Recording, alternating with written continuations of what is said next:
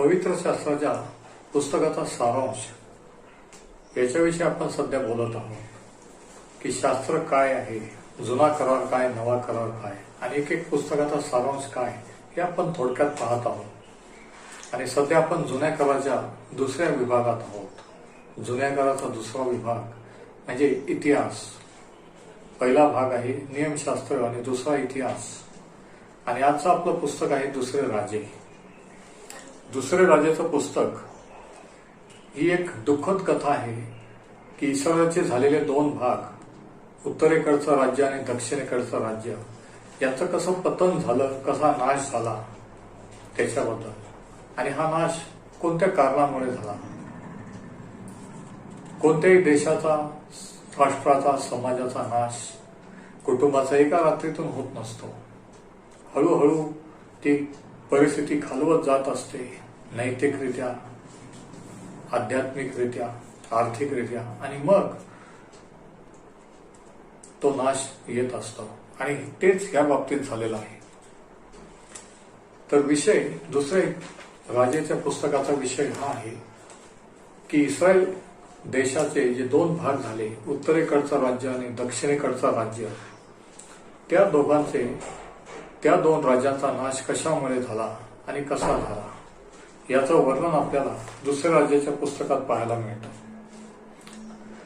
आता एक तत्व आहे जे देव सुद्धा ज्याचं उल्लंघन करत नाही, ज्याच्याकडे आपण दुर्लक्ष करतो आपल्याला माहीत असून देखील, परंतु त्याचे परिणाम आपल्याला भोगावे लागतात. आणि ते तत्व आपल्याला इयोबाचं पुस्तक याच्या 4थ्या अध्यायात आढळतं. इयोबाचं पुस्तक याचा 4था अध्याय आणि याचं 8वं वचन बघा. इथे असं लिहिलेलं आहे, तो म्हणतो, माझ्या पाहण्यात तर असे आले आहे की जे अधर्माची नांगरणी करतात व दुःखाची पेरणी करतात ते तशीच कापणी करतात. म्हणजे बघा, अधर्माची नांगरणी आणि दुःखाची पेरणी, आणि जे पेरलेलं आहे तेच उगवतो. शास्त्रही सांगतं की मनुष्य जे पेरतो त्याचीच कापणी करेल. आणि हेच इस्रायलाच्या बाबतीत घडलं. हे आपण दुसऱ्या राज्यात पाहतो की वारंवार हे घडलेलं आहे. आता या पुस्तकामध्ये अनेक अशा भयानक घटना आहेत, गंभीर अशा घटना आहेत. आपत्ती, खून, अपघात, त्याच्यानंतर दुःख, क्लेश, मरण, दुरात्म्यांचं कार्य वगैरे, या सर्व गोष्टी आपल्याला दुसरे राजाच्या पुस्तकात आढळतात. खरं तर याच्या सुरुवातीलाच आपण पाहतो की देवाचे लोक इस्रायल आणि त्यांचे राज्य हे किती भ्रष्ट झालेले होते, किती देवापासून दूर गेलेले होते. दुसरे राजाचं पुस्तक याचा पहिला अध्याय आणि याचं पहिलं आणि दुसरं वचन बघा.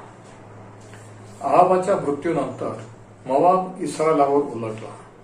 म्हणजे अहाब राजा मृत्यू पावल्यानंतर मोवाब देशाचे लोक, मोवाब देश हा इस्रायलावर उलटला.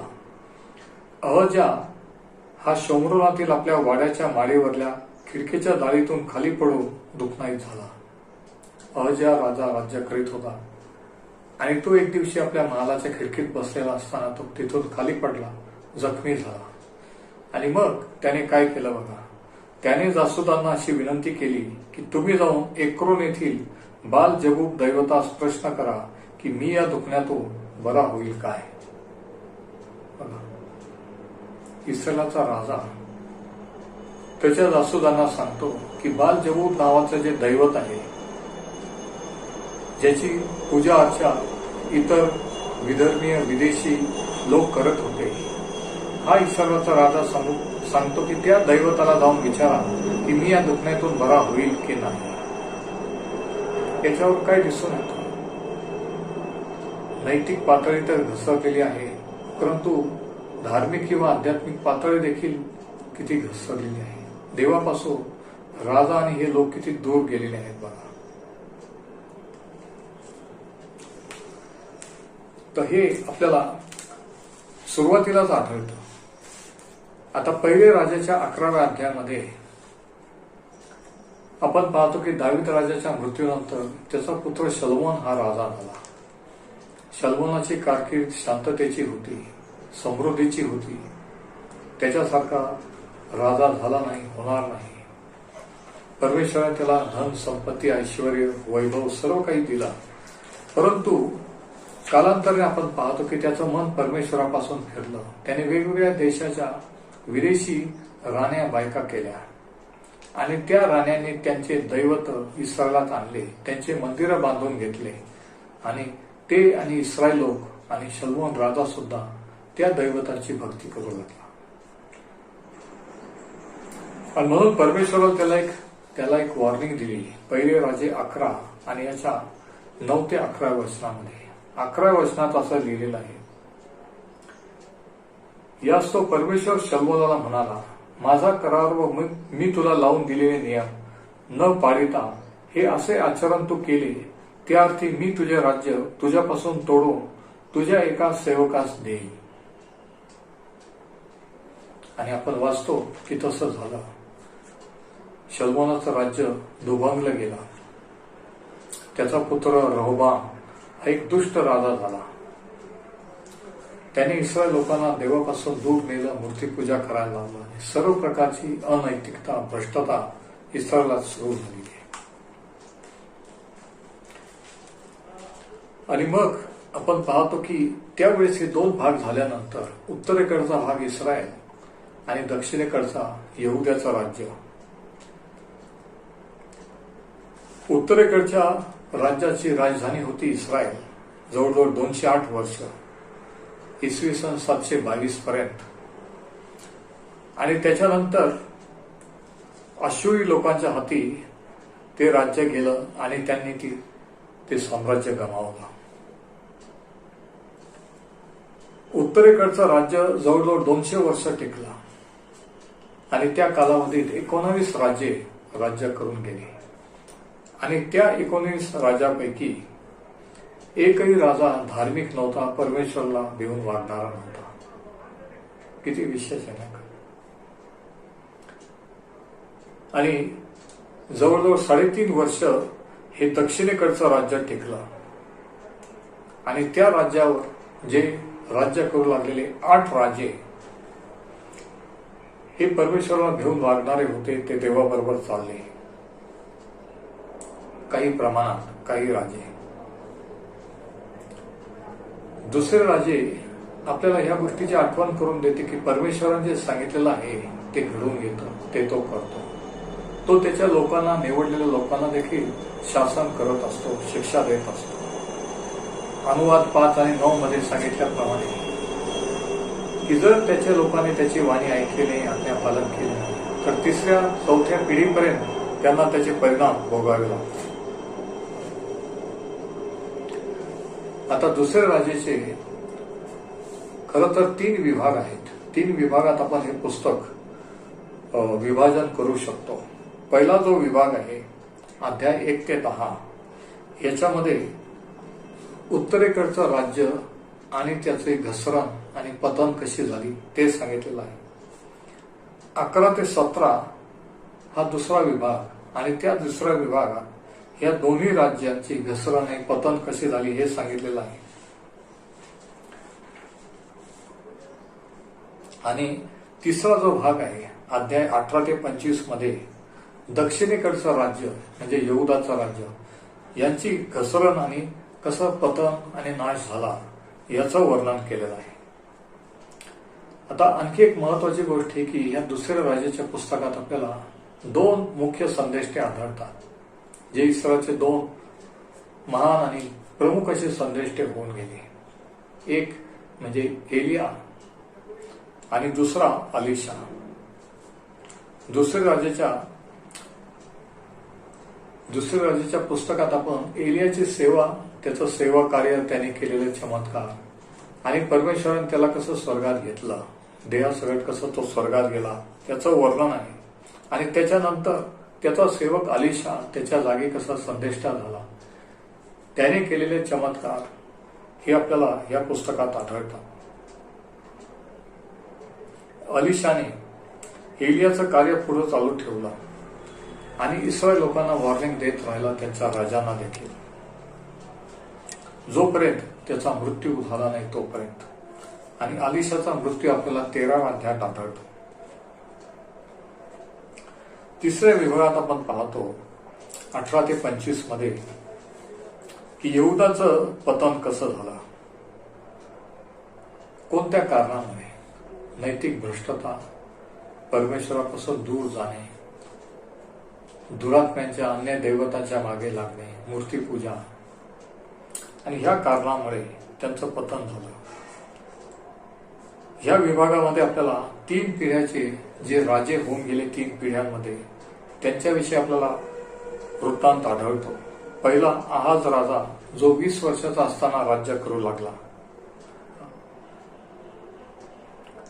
आणि त्याने 16 वर्ष राज्य केलं. त्याने परमेश्वराच्या दृष्टीने जे वाईट ते केलं. 16वा अध्याय 2 वचन. दुसरं,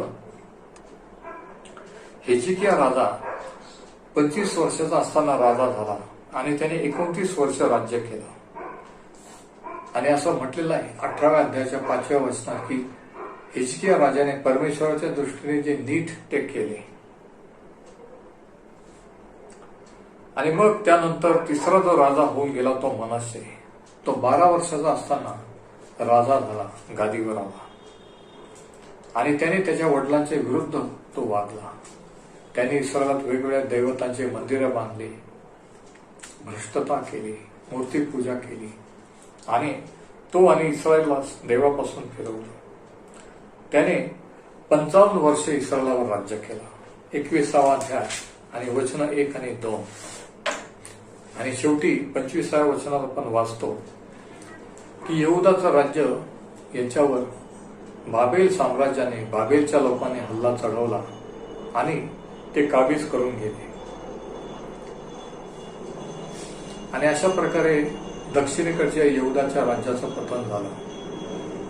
बाबेल साम्राज्याने त्यांना कैद करून नेलं, बंदिवासात नेलं. आणि त्या काळामध्ये देखील काही संदेष्टे होऊन गेले. उदाहरणार्थ ओबद्या, योवेल, यशया, मिखा, हबक्कूक, नाहूम, जफन्या आणि यिर्मया, की ज्यांनी वारंवार त्याच्या लोकांना वॉर्निंग दिली परमेश्वराकडे वळण्याविषयी, परंतु कोणी ऐकलं नाही. आणि शेवटी देवाने सांगितल्याप्रमाणे ते बंदिवासात गेले. त्यांनी त्यांचं राज्य गमावलं, स्वातंत्र्य गमावलं, शत्रूने चढाई केली आणि ते त्यांना कैद करून घेऊन गेले. आता याच्यावरून आपण काय शिकू शकतो? महत्वाचे धडे हे की जोपर्यंत देवाचे लोक इस्रायल